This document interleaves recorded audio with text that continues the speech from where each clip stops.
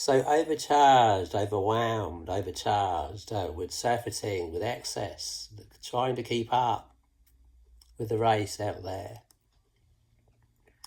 The mark of a man is a house, a car, and all these riches that we're supposed to acquire, a big house, a big car, and all this worldly gain.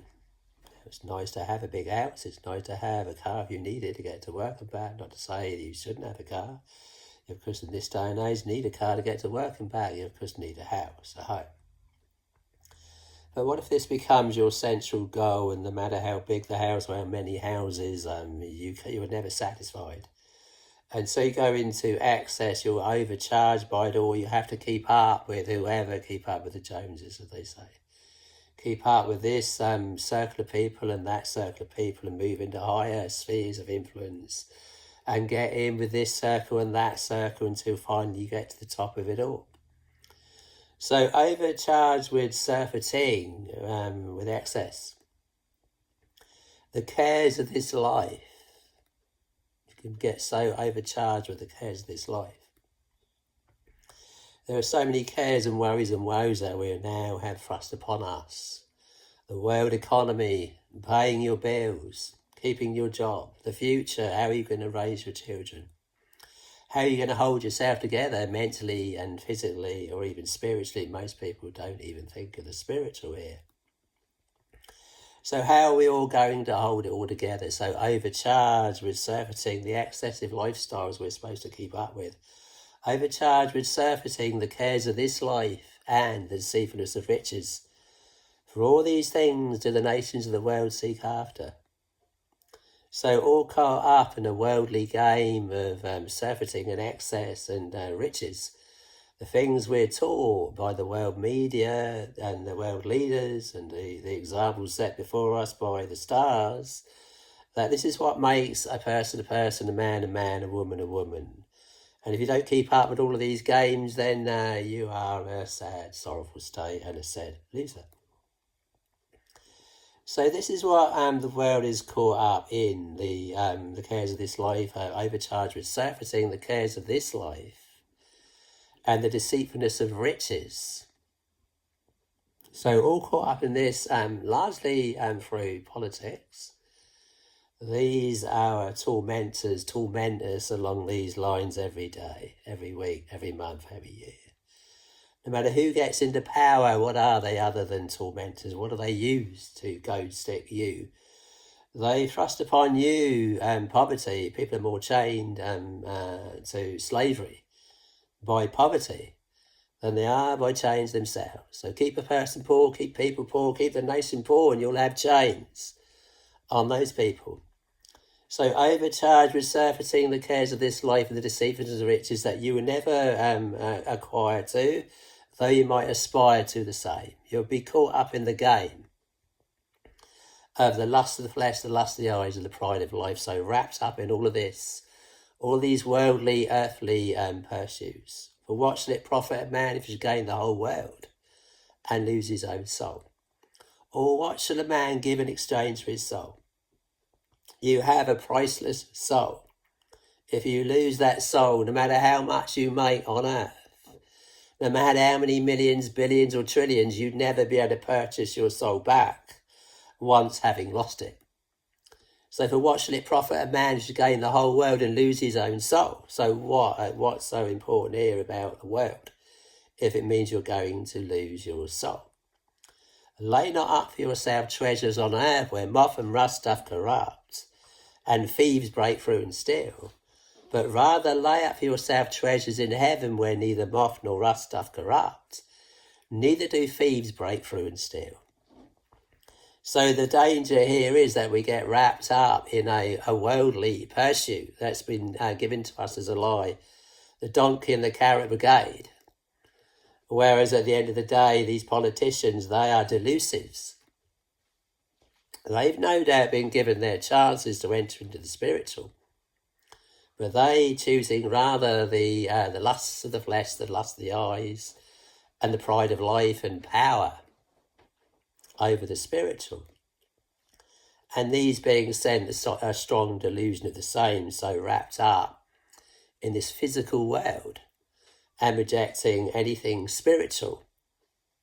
And so you even have atheistic leaders on the earth today. But there are other leaders out there that aren't so atheistic. They might even say they're atheists. But there are leaders out there that are not only earthly, but also spiritual. Now, spiritual might imply that they're coming from a good source. But have no illusions here. Even Satan is transformed as an angel of light. These might even think that they're onto the light. But Satan could have appeared to these as an angel of light. They have no illusions, for the devil himself is transformed as an angel of light. And there would be many leaders out there. Say might, many aren't. But there would be many out there that are following Satan. He transforming himself as an angel of light. So an earthly man and a spiritual man in that respect would be dangerous, because the earthly man would understand the other earthly men. At the same time, he could exploit these earthly men, earthly mankind, as coming from the spiritual, and keep their nose to the grindstone as they getting their orders from Satan himself. Satan telling them keep their noses to the grindstone. There, work better there, and there be more slave ridden there and driven there. Keep them poor, because people are more chained to slavery by poverty than they are by chains themselves. Put chains on these people, and they will rebel. They will turn on their slave masters. Give them poverty, and you've given them invisible chains.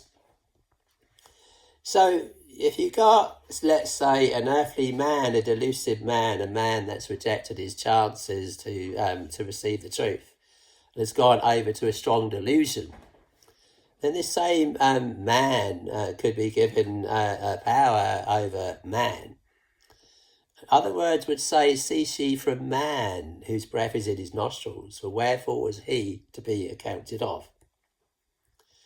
So some people look to man for man's solutions. Others, of course, look to God for God's solutions for both man and the eventual end of the delusives that bring the world into strong delusions. Well, it's interesting when you read what John the Baptist said, and we're in John chapter 3, verse 31. He that cometh from above is above all. And this, of course, he's talking about Jesus. Jesus was, of course, on the earth when John spoke these words. And he, knowing that Jesus is about or has stepped onto the world stage, coming out of obscurity.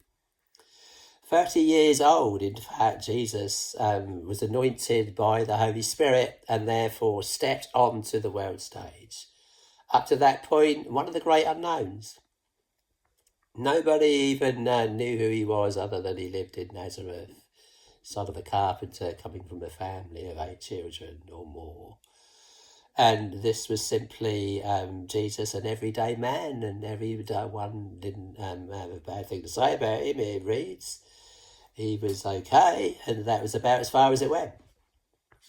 But suddenly this same man stepped onto the world stage and was anointed from on high by the Holy Spirit, coming down upon him in bodily form like a dove. And everything was to change from then onwards. So he that cometh from above is above all. This is Jesus.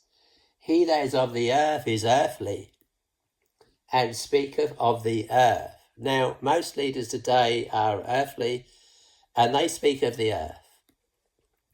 Many of these would have been given their chances to enter into the spiritual, but instead they chose the world. They chose the lust of the flesh, the lust of the eyes, and the pride of life and power.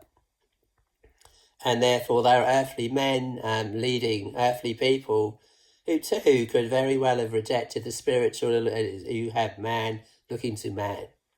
Or as it says, cease ye from man, whose breath is in his nostrils. So looking to man will never give you the answers, because you have man ruling over man, and you have delusive men ruling over delusive people. Those that have gone under the strong delusion